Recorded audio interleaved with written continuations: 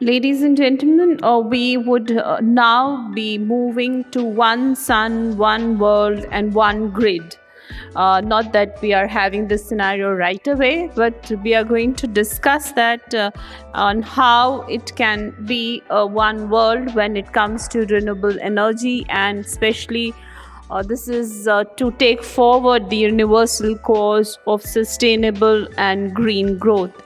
For this session, we'll be having a small presentation as well as government and industry view on this project. In many ways, grid connectivity from India to neighboring countries, in some of the neighboring countries is already there. In Europe, a lot of grid connectivity. My fellow distinguished panelists and all participants. Thank you to CII for this opportunity today to give the industry perspective on the importance of transmission and what the industry is presently doing to facilitate growth of transmission networks, not just in India, but also around the world. Friends, so I think one thing which all of us recognize is from the sessions in the morning as well as my two speakers before me is the importance of power transmission lines. And, right now, globally, electricity makes up less than 20% of the total energy consumption. And out of that 20%, roughly 62% is driven by fossil fuel, by burning some form of fossil fuel or the other.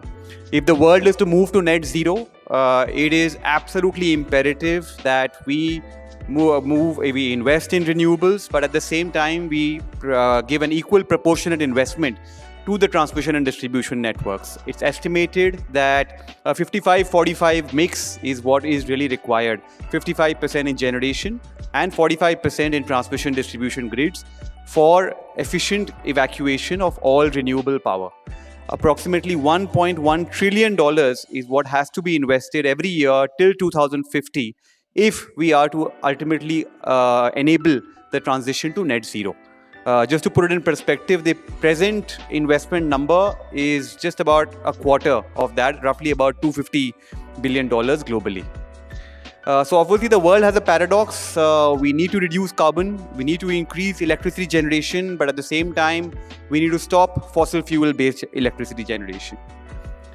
And expanding and greening the grid is a most important opportunity here. What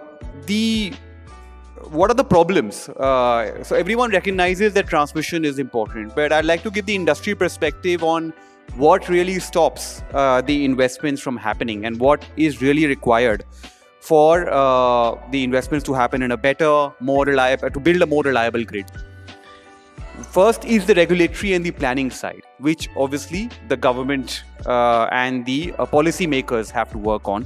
The other is the ROW and community aspects, which essentially are an increasing problem day by day as more and more countries are developing. I can tell you that in first world countries, some of the places where we work, and it is absolutely impossible to build new transmission lines. I'd like to share a small story. In Australia, one of the projects which we are aware of, the transmission utility could not go and build the towers there despite having all the clearances, because the farm owner, he had an objection to the particular timing of the construction.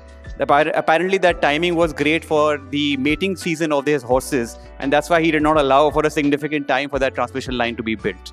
And this actually made big news in Australia. So that's the kind of first world problems which I think the developed country faces. Thankfully, we don't have those problems in India right now. But I believe that as the year progresses, it's going to get more and more difficult to build transmission lines in developing countries as well. And the last problem is, of course, the cost and the funding aspect of it.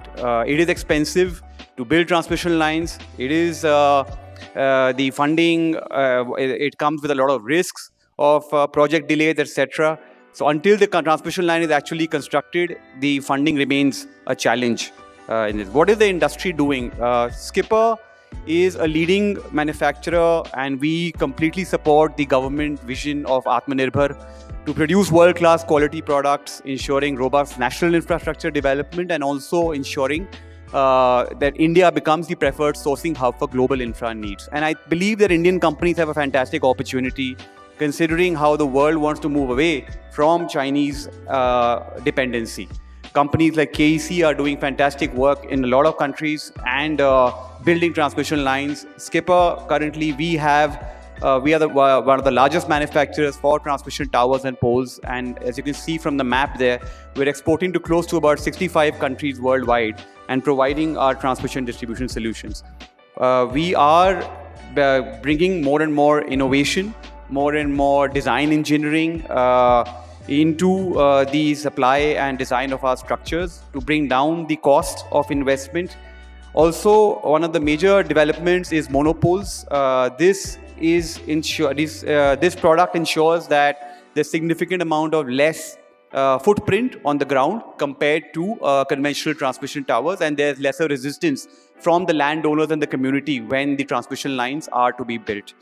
In order for all this to happen, what do we really need from the government?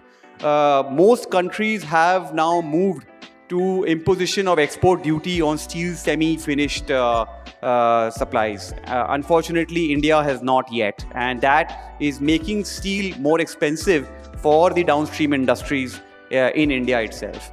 Of course, in the previous MEIS scheme, there was higher amount of incentives available for exports, which in current RODTEP scheme has been brought down significantly.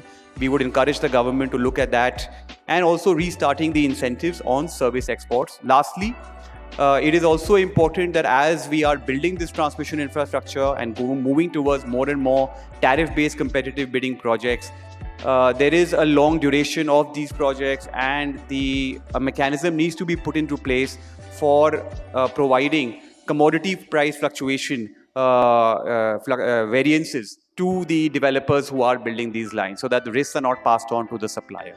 That's it from my side. Thank you very much.